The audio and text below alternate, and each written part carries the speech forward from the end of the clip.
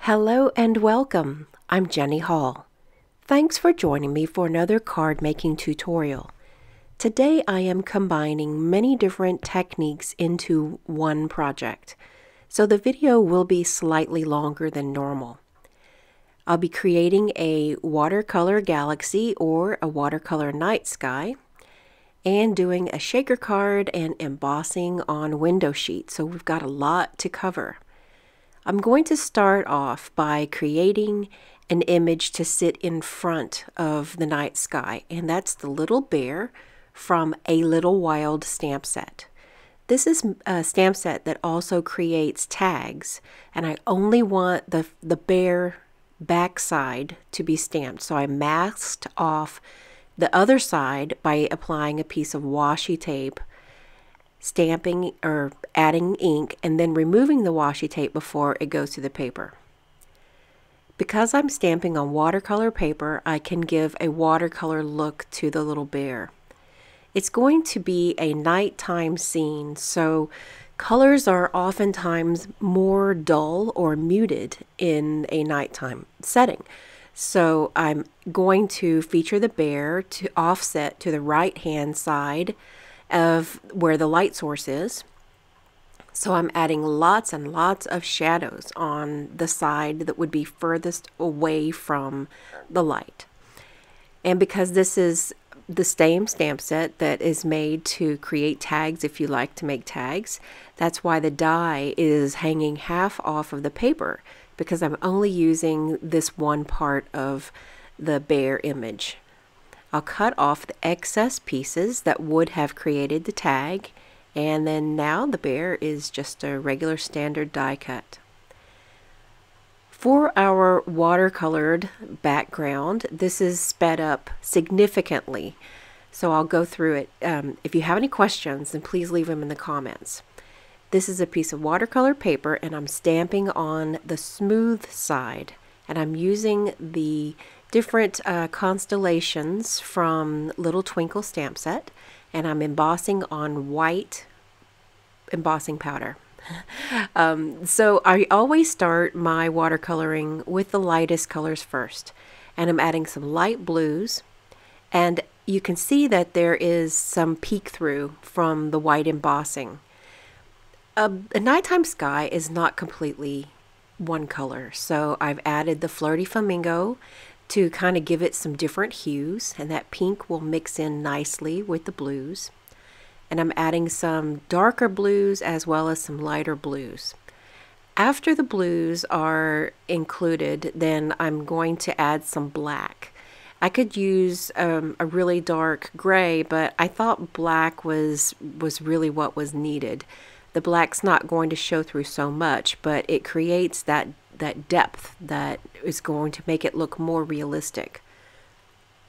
I don't have a black watercolor, so I'm using the Tuxedo Black, and I just smushed a little bit of it on a clear block and picked it up with the aqua painter, just like I do with my stamp pad lids. So now those darker blues are going to be working their way into the project. And one thing to note is when I'm watercoloring something of this sort and I'm adding color, I do squeeze the barrel as the pen hits the paper. I have demonstrated this live before, and it's very important to not allow the ink to just sit on a piece of dry paper, because it will soak in and not spread, and that's what I want to avoid. I decided to create this as a shaker card. That's not what I had planned set out to do, but I thought that because I needed to also include a technique of embossing on window sheet, that it would be a great opportunity to create a shaker card.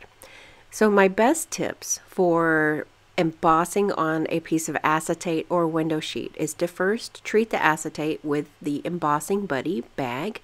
That's going to keep the embossing powder from sticking where we don't want it to. And then once you've embossed, make sure your heat gun is completely warm, like for 2 minutes warm it up. and then bring it to the piece of acetate in small amounts, like I'm doing here. I'm allowing it to melt a little bit and then to pull it away.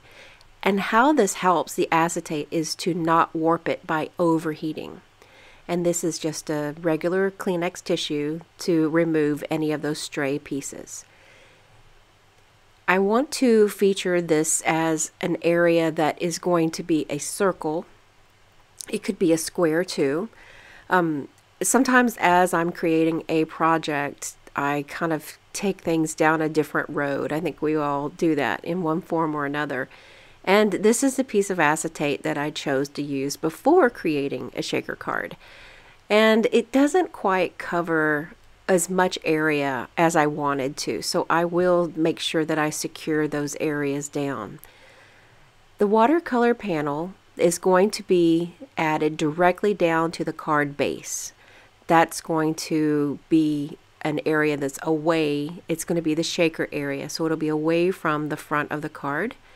And I will get the lift to create the shaker area with some foam adhesive strips. The best piece of advice on the foam adhesive strips is to make sure when they are put down to make really good contact in the corners. Ask me how I know. I have had shaker bits where things go flying because I didn't make a good enough contact. So I'm going to add some Tranquil Textures sprinkles here, and this little nighttime scene is just about complete. The little seed beads and pebbles that are in this this type of shaker are really, really nice. And because I made my panel for the shaker front to be the full size of the card base, then I need to be very careful that I have it lined up with the card base. I'm adding some of the adhesive backed basic sequins that are really, really pretty.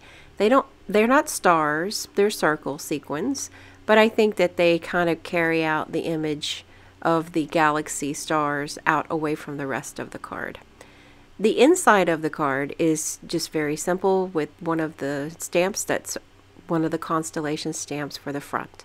I also created a different look. As you could see, that little bear had a piece of baker's twine. I decided I couldn't deal with it. It was too much, too overwhelming. So I used a blender pen and some Sahara sand and just added little shadows to it. There's also on my blog, jennyhalldesign.com, a gift bag that matches this project. That if you'd like to get some information about the gift bag, I made it on the gift bag punch board. Very simple to create and a lot of fun. So this is a matching gift set. I hope that you have enjoyed this video. I've been asked to demonstrate 3 different techniques that I all combined into one, and it's a little bit long, but I hope you enjoyed it nonetheless. Thank you so much for joining me today. I'll see you next time. Thanks for watching the video. Have a good day!